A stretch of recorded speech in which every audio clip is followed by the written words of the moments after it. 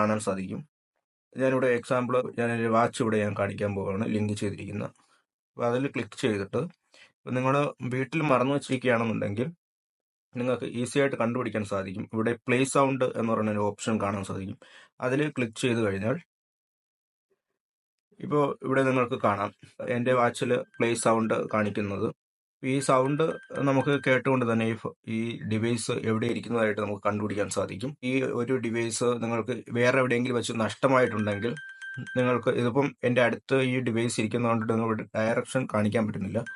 അപ്പോൾ ഇത് വേറെ ദൂരത്ത് എവിടെയെങ്കിലാണ് നഷ്ടമായിട്ടുണ്ടെങ്കിൽ നിങ്ങൾക്ക് ഇവിടെ ഡയറക്ഷൻ എന്ന് പറയുന്ന ഈ ഒരു ഓപ്ഷനിൽ ക്ലിക്ക് ചെയ്ത് കഴിഞ്ഞാൽ ഡയറക്റ്റ് നിങ്ങളുടെ മാപ്പിലേക്ക് ആ ഒരു ഡയറക്ഷൻ പോകും. അത് ഫോളോ അപ്പ് ചെയ്ത് എവിടെയാണോ നഷ്ടമായത് ആ ലൊക്കേഷനിൽ നിങ്ങളെ കൊണ്ട് എത്തിക്കും.